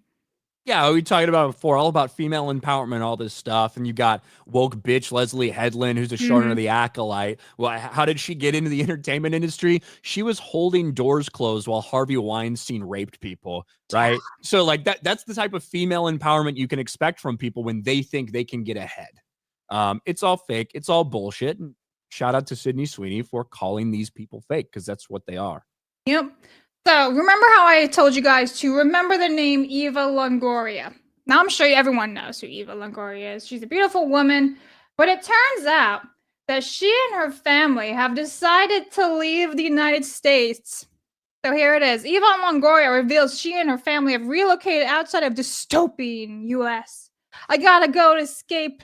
I gotta go. Most Americans aren't so lucky. So she's basically like, I can't read this whole thing, I don't think, but she's basically upset because Trump has gone, and Now, are they fleeing because they're upset at the new president, or are they fleeing because there's implications of things they've done in Hollywood? That's my question, because I feel like they're gonna use this like excuse of I can't live in this country with this president and blah blah blah and like spurg out, right? They always threaten to move to Canada and all this stuff, but in reality, I think a lot of these people are going offshores into places where they won't be chased, because a lot of them are going to be tied to the Diddy stuff. Let's be honest. it is true. I don't even think this is about that necessarily. I just think it's so performative and stupid. It's like, okay, so you already have a house in Spain. You have a house in Mexico City. You have like all these places that you already spend half your time anyway. So what are you going to do?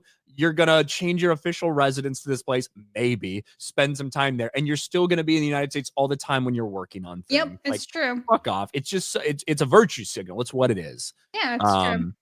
That's all it is. And Eva Longoria, go ahead. Nobody. Desperate Housewives was a long fucking time ago. Like, I don't know what Eva Longoria ever did outside of Desperate Housewives that was considered anything a success. Now she she movie has with been. Will Smith. To her credit, she has been someone who's been like, this isn't like a new political active thing. She's always been like pretty politically active. So it's not like she's hopping on a bandwagon. So maybe she really does believe in the cause. I don't fucking know, but good riddance. Go fuck yourself. Yeah, well, there's more to this. So everyone knows Dick Van Dyke, right? Everyone. I Yeah. would hope you do. Okay, Kay, you know who he is, right? Name sounds familiar. That's all I've got for you. You know who Dick Van Dyke is? I'm not a movie person at all. I'm learning about film Mary and recent Poppins? Chim, chimmery, chim, Oh, chimmery, chim, okay. chim, chiroo. That's what Okay. Ryan says when he wants to hit on women. Oh, chim chim, you're true. If it worked, I would try it. Yeah. I'm not gonna tell you try. Lie. Yeah. Okay. Anyway, Dick Van Dyke says he fortunately won't be around for Trump's second presidency. And I gotta be honest, this is awful because this man is how old? In his 90s. He And is now a he's- treasure. He is a treasure. Absolutely. The fact that he can still like tap dance around and stuff Dude, like that at he's 98 is incredible. wild. But listen, that's great. Have your opinion, Dick Van Dyke. I'm not going to take political opinions so seriously from a man whose name translates to penis van lesbian. Okay. I just like, that's not the first thing on my mind. Okay. He's Stick to your little 98. dancing and singing shit. 98. And I mean, honestly, I don't understand what he hopes to gain by all these things. Like, I won't be around. Ha ha ha. The world can burn after I'm dead. It's like, bro, you've lived an amazing life. Your kids had like a really successful career too in acting. Just shut up, man. Shut up. I mean, this is the attitude that put us where we are now, right? With the economy and everything, is because they don't care. They lived a good life and they're done. So yeah, but Most people probably think he's dead anyway, so I don't think that's this, awful. I didn't know who he was until 5 minutes ago. So there you go. The fact you don't know who Dick Van Dyke is. He's the guy in the Museum of Natural Uncultured. History, the old man. I am not And cultured, dances and clearly. everything. And natural. How do you not know this man? He dances. Bro. Anyway, it's fine. Your homework before you come back on the show is to watch Mary Poppins. Okay, fine. Deal. Okay. Okay, but I actually have this list of like celebrities, and we did go through this list previously. I think it was like last week or whatever. But I just wanted to point out that Eva Longoria was not on the list of all the actors and celebrities who said they would leave after Trump is elected again. So now this is like since I want to say 2016, this list of people, or it could just be the new election. Like, I'm leaving. Yeah, I think this is adding on some people who probably said it in 2016 as well. Like Miley. Like Miley Cyrus 100% said it in 2016, Yes. and then she got asked about it. She's like, I'm not doing that. It was dumb for me to say or something. So Wow, yeah. So it's just ironic that, and Eva's not on the list, guys. So there you have it. The bonus is at the bottom. Are we Yeah, just scroll going to down to skip the past bonuses. that? Cheryl bore her brains out. Rob Reiner set himself on fire. Bono vows to drive his car off a cliff. Yeah, it's true. These are statements said. And I don't know, was Betty Midler on here? Did she say anything? Because, she would drink bleach, but she did delete her Twitter last week. So, yeah. Yeah, she like posted that. She was like, Harris win, Trump win, and one was like a bottle of champagne, and the other was a bottle of bleach or Drano or something. And she just yeeted her entire account. Maybe she actually did it. Yeah, well, apparently breaking news, Joy Reid has left X. So. Oh my God, whatever will we do? I like how her name was Nope on Twitter. That's funny. Jamie Lee Curtis also, I think, deleted her Twitter. Instagram or something? Her Twitter in the past couple of days. Oh no, what will we do without the woman who preaches about trans people all the time? I was always on Team Michael Myers, so. Should have killed that bitch when he got the chance. All right, so chat, you guys have been really gracious with your super chats today, so I want to make sure I get them all. Now, as a heads up, and I totally forgot to tell you guys this before, I do not have the availability to read direct donations because Craig has that and I don't, and he keeps forgetting to give me the password, so fuck you, Craig. Okay, Sun and Shadows. Ryan seems way too calm and relaxed. Must be a Thursday. It is a Thursday. Learn the days of the week. Ace says, the problem I have with Cavill too old line is Connery was 31 at the start and Moore was 45. This isn't against you, Ryan. It's Hollywood hating on Cavill, nothing more. I don't think Ryan was hating on Cavill. Yeah, I would be perfectly fine with him doing it now. I'm saying for what they're saying they're looking for, which seems to be like they explicitly said a Bond in his 30s. Mm-hmm. It seems to have aged out a potential Henry Cavill casting, which sucks. Marksman says, Ryan, shame Kay to get it or stop writing fan fiction. This is fake news. I do not write fan fiction. I'm not a fan of The Office. I don't know where all this comes from. Wait, you write Office fan fiction? Why did I do this to myself? No, I don't write office fan fiction. There's a lot of people cheering right now. Who do you have hooking up with who? Does Kevin finally, get some action with somebody in the office? I don't even know the characters. I know there's the one guy that dropped beans and it was kind of funny. That's and Kevin. There's the guy that this is going to work against me. He just got called Sexiest Man Alive, Jim or John whatever. Krasinski. Yeah. John all I know. Krasinski's Sexiest Man Alive. I know, right? I know. Who would you guys put on the list? Sexiest Man Alive? Oh, God, I don't For even this know. year, yeah. Dude, I haven't really been paying attention to these Hollywood dingoes. Haven't really honestly, been paying attention to men for the past 10 months. I don't know. Honestly, Henry Cavill's still on the list. I think he deserves it for like the notoriety of all Such of a it. bro. Like he's considered like Hollywood's like hottest star. Dude, That's how I'd put it on he's there. a babe. You know what? Yeah. Ryan Gosling still got it. Still got it. Still got it. He could man. still get it, yeah. He still get it, man. He's still in his prime. I think I obviously am not very I don't have a whole lot of care about this, but I think He's that really thought about it hard, actually. I think that like Glenn Powell, so many Yes! women are like simping for Glenn Powell right now and really That's like him and fair. think he could be like the next big thing. That's Yeah. somebody who I feel like a lot of women have been clamoring for ever since they made that announcement. You know what? That's a fair point because he was in Twisters. Maverick. No, he was in the Maverick movie too. Yeah. He was actually in this other movie. It's like some really long title, like Peel Potato Pie Society. This is like years and years ago. And he was in that, and he was actually really good in that too. He was in Anyone But You with Sydney Sweeney. I know, I haven't seen that one, so I can't really judge him. But yeah, no, he's a babe, I'll be honest. Carlos says, Blabs, look up a Sniper's Dream forehead song to understand the forehead jokes about Ryan. You know, I think I'm okay though, but thank you. You can do it if you want. It's pretty funny, actually. Do I dare pull it up? All right, let's see. What's it called again? The what song? Let me see if I can find it. You keep reading. I'll find Okay. it. All right. Marksman says Johnny's facing 29 years in total cross charges. Wow. So you know what? Yeah, he's gone. Mercenary says Johnny Salami could be forced to work on a farm. See, he's calling him Salami too.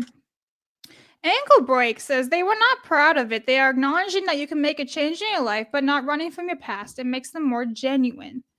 Thank you. Epsilon Amma says Ryan's haircut makes his forehead look even bigger. You guys are so mean. What's And wrong my- with his Thank you, haircut? It haircut. looks good. What do you Yeah, I mean? like it. That's right. My boo boo wicked for 3 super sticker. Thank you, boo boo. All right, Ryan has the link. Let's see what the hell this is. Oh my god, it's you. Lol. Okay, This was well, in the intro to Friday Night Tights. we're not gonna get flagged or anything, right? No. Okay, let me just lower this a little bit. All right, here we go. This is it. Oh my god, it's the music.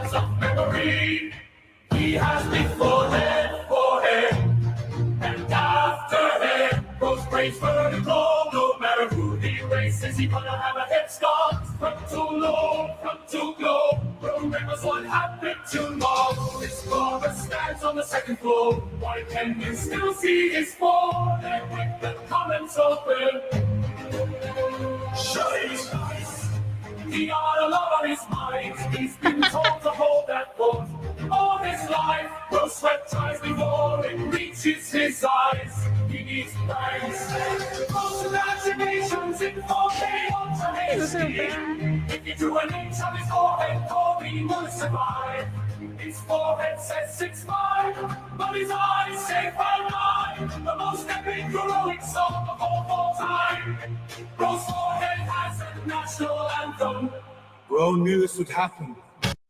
Dude, that's There you go. hilarious. Yeah. So that's what people are talking about when you see some of that stuff. So I love the memes of like that type of choral stuff of the singing. I freaking love it. it sounds That's epic. I want to talent. turn It that into does. an intro for my channel, to be honest. You should. Let's see. Cookie Don sent $1 tip with emojis. Thank you very much. And Spoon Ninja says, "Did someone say my name?" And it's Arnold Schwarzenegger dressed as a Harry Potter student. And I really hate you for doing that every day. But it's Oh, fine. I'm supposed to bully you and say that you have to watch an Arnold Schwarzenegger movie if I have to watch Mary Poppins. Just I have seen already, and I don't want to see them again. Norm says Japan should. Wait. Do you not like Arnold Schwarzenegger? No, I don't particularly like him very much. No. Oh my god. I think we should deport him because he's become a woke piece of shit. Thank So, you. yeah, Thank you. Okay. Why do I Revoke have his to support this citizenship, piece of shit? Send his ass like back to Austria or wherever the the fuck. art. Austria. The art is great. The artist not so much. How about that? What? No, Schwarzenegger movies from like the 80s and 90s are fucking awesome. Like, there's some great stuff out there. Oh, also one of the best Christmas movies around, Jingle All the Way. Yes, I watch it every year. I love Jingle All the Way. It's so good. Turbo Yes. Man. I'm gonna So move on. I hate that movie. Oh my no. god! It has Jake I just Lloyd did in the it. help Anakin it. in it, yeah. I hate that movie. I despise it. Yeah, I know it has little baby Jake Lloyd in it, but I fucking Yeah, hate when that people movie. are like, look at what Star Wars did to Jake Lloyd, they forget that like the first thing was Jingle All the Way. Okay. I think you had more trauma from that than you did Star Wars. Norm says Japan should return to tradition and go back to isolationism, so long as they continue to export the games and media. I wouldn't mind if these means these bell ends like salami are expelled. I love that we're just calling them salami from now on. Legal Mindset talked about, he said, up to 2 to 10, 40 years if he is convinced and he can be forced onto working a cabbage or cotton farm. Get Legal Mindset. Thank you, mercenary. Christian says, Ryan, we'll get back to that when Ryan comes back. Kamashi says, I'm here. oh, what are you doing? You know what? Don't tell me. I was masturbating. Yeah, I was gonna say, don't tell me, bro. Christian says, Ryan, are you planning for a position in DOGE? In the Department of Government Efficiency, I don't believe so. I got my own thing going on. But hey, if they offer me a job, I'll consider taking it. I worked 11 years for the federal government, and I saw a lot of waste. So, yeah. Gonna be bros with Elon. Kamashi says, rumor growing of Metroid may be DEI infected Mercury. I hope not. Wow. Yeah, I heard they're gonna turn Samus into a girl. Whoa. Yeah. How could they? Pretty fucked up. Okay, it just got really deep. Whoa. Whoa. Norm says, Lego Lord of the Rings is the go of Lego games. You can't change my mind. That's actually a fantastic Lego game, but I'm not the biggest fan of the voice, how they incorporated the movies. D-Day Card Job says, AOC could get it all day despite being a huge socialist phony. Definitely Prego. Listen, put a bag over her face. It's actually really funny because I was going to bring it up, but after you went off on her, people in the chat, it's like no one hates women more than other women. Yeah. And women are so petty and catty and jealous. And then we literally got to the Sydney Sweeney article. So. Well, to be fair, AOC is a huge piece of shit. Let's be real. Yeah, but a lot of people find her physically attractive. She's one of those I can fix her types. Like, I'm shocked that you think she's ugly. Yeah, her face I don't know is ugly. Her body is great. I don't know if I can fix her, but she can get it. Ryan's like, would. Matthew says, it's the same thing as seeing Sonic on a Nintendo console. If Craig was here, he would remember that Sega and Nintendos were rivals in the 90s. Well, Yeah. Craig did this to himself, so. I will put a caveat. If she's pregnant, she can't get it. When a woman's pregnant, they're not attractive. At least unless you're the one that impregnated them. Anyway, I am Warwolf says Connery Swagger Bond, more Charm Bond, Brosnan Action Bond. That's a fair assessment. Lance says no Craig and Ryan. Time to ask a fun HP question. If you could send a howler to anyone in the world, who would you send it to, and what would be the general contents of the message? Ooh. That's a difficult question. Yeah, it's not even really a Harry Potter question. It's a question of who would you like to scream loud at in the entire world about anything possible. I'd have to think about that question. It's kind of a crazy one. I don't know. I just feel like all of the government would just get one massive screaming session. Yeah. Anyway, thanks for that. B-Chain says, to be fair, Crash and Spy were PlayStation mascots early on, both now owned by Activision, which in turn is owned by Microsoft. Yeah, it's crazy how shit happens. Wales says, should I trademark Alien the Way? Along the way. Oh, I think he means, I was like, what does that mean? Along the way? Along the way merch when? Yeah. Listen, it actually became a drinking game yesterday. I was like, chat, drink every time you would say it. And then the chat would just resort to going AWG. No, actually, no, what was it? ATG, yeah, along the way. No, I can't even fucking spell right now. ATW. Too tired right now. Mercenary says, I hate Game Pass. It's physical media or no sale. No sale. Vets Talking says, thanks again for the Vets Day gift. Today happens to be my birthday, so I used it to buy a Black Ops 6 today. Happy birthday, and you're welcome. Happy Enjoy the birthday. game. Mo says, Ryan, I tried your McDonald's burrito. I got the shits pretty bad. Is that your experience? No, well, I'm glad you tried the McDonald's burrito because it's awesome. But no, I mean, you have to train yourself for something like that. You can't be like eating clean and healthy and then be like, I'm gonna go try this, right? You can't do that. You just have to like, my body's completely and totally adjusted to it. It's like Trump, right? Trump, all he eats is like KFC, McDonald's, or whatever. Do you ever eat your vegetables? Yeah, potatoes are vegetables, right? Okay. Marksman says Game Pass makes money, but Xbox division is almost $100 billion in the hole due to their buying spree. The division is scared Microsoft may yeet them. Yeesh. Koali says Chief People Officer is Commissar. Yeah, keep on saying Chief, please. DD says, DD Codjob says HR should be lawsuit mitigation.